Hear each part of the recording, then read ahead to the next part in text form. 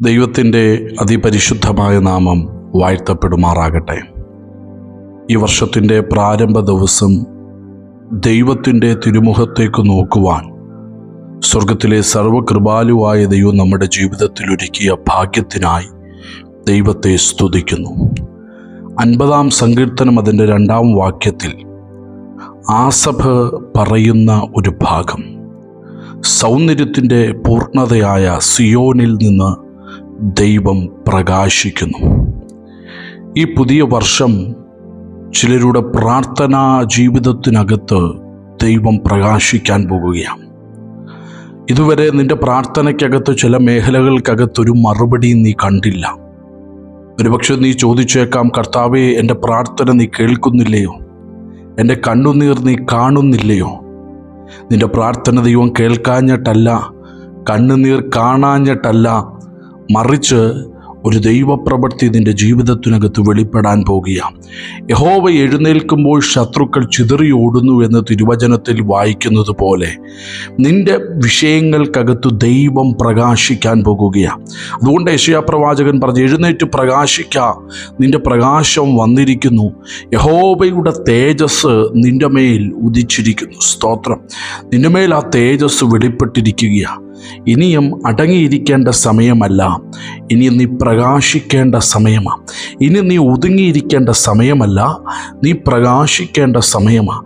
നീ പ്രകാശിക്കുക മാത്രമല്ല, പൗലോസ് പറയുന്നത് പോലെ പൂർവ്വകാലങ്ങൾക്കും തലമുറകൾക്കും മറഞ്ഞു കിടന്ന മർമ്മം, മഹത്വത്തിൻ്റെ പ്രത്യാശയായ ക്രിസ്തു നിങ്ങളുടെ ഉള്ളിൽ വസിക്കുന്നു.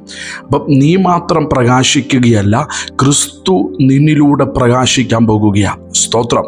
എത്ര പേർ ഈ പ്രഭാതത്തിൽ അത് വിശ്വസിക്കുന്നു? ക്രിസ്തു നിന്നിലൂടെ പ്രകാശിക്കാൻ പോകും. ഇതുവരെ നീ ചതഞ്ഞ ഓടയായിരിക്കാം, ഇതുവരെ നീ പുകയുന്ന തിരി ആയിരിക്കാം, ഇതുവരെ നീ ഒറ്റപ്പെട്ട അവസ്ഥകളും നിരാശയിലൂടെ ആയിരിക്കാം കടന്നുപോയിരിക്കുന്നത്. പക്ഷേ ഈ പ്രാരംഭ ദിവസം കർത്താവ് നിന്നോട് സംസാരിക്കുകയാണ്.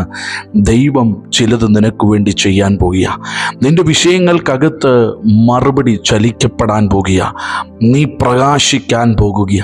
ഇതുവരെ നിന്നെ ഒറ്റപ്പെടുത്തിയവർ നിന്റെ അടുക്കലേക്ക് ഓടിയെത്താൻ പോകുക നിന്റെ പ്രകാശം കാണുമ്പോൾ. ഇതുവരെ നീ ഇരുട്ടാന്ന് പറഞ്ഞവർ നിന്റെ അടുക്കലേക്ക് ഓടിയെത്താൻ പോകുക നിന്റെ മേൽ വെളിപ്പെടുന്ന പ്രകാശം കണ്ടിട്ട്.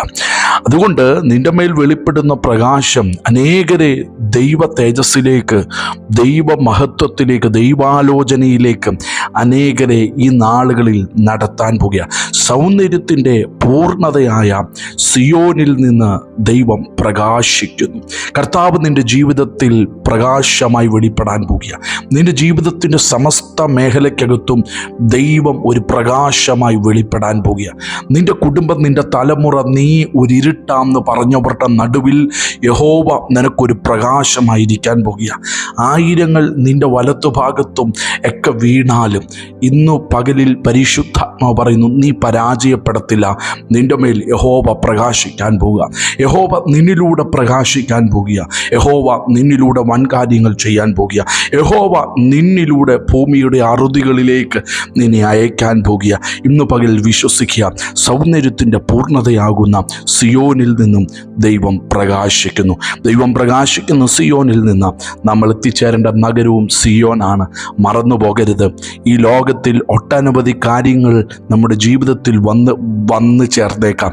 സുഖസൗകര്യങ്ങൾ, വീട്, സ്തോത്രം, വസ്തുവകകൾ, ഭവനം, അതുപോലെ വാഹനങ്ങൾ, അങ്ങനെ സകലതും നമ്മുടെ ജീവിതത്തിൽ വന്നു ചേർന്നിരിക്കാം. പക്ഷേ അതൊന്നും ഒരു പൂർണ്ണതയല്ല നിൻ്റെ ലൈഫിൻ്റെ.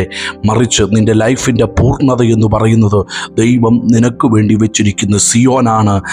നിൻ്റെ ലൈഫിൻ്റെ പൂർണ്ണത എന്ന് പറയുന്നത്. ആ പൂർണ്ണതയിലേക്ക് നിന്നെ അടുപ്പിക്കുന്നതാണ് ഈ ദൈവിക തേജസ് എന്ന് പറയുന്നത്, ദൈവമഹത്വം എന്ന് പറയുന്നത്. അനേകർ നിന്നിലുള്ള പ്രകാശത്തെ ഇരുട്ടാക്കാൻ ശ്രമിക്കുമ്പോൾ ഈ നാളുകളിൽ ദൈവം നിന്നിലൂടെ ശക്തമായി പ്രകാശിക്കട്ടെ. അനേകർ നിന്റെ അടുക്കലേക്ക് ആലോചനയ്ക്കായി കടന്നു വരട്ടെ. അനേകർ നിന്റെ ഭവനത്തിനകത്തേക്ക് വന്നിരുന്ന് നാളുകൾ ഉപവസിച്ചു പ്രാർത്ഥിക്കട്ടെ.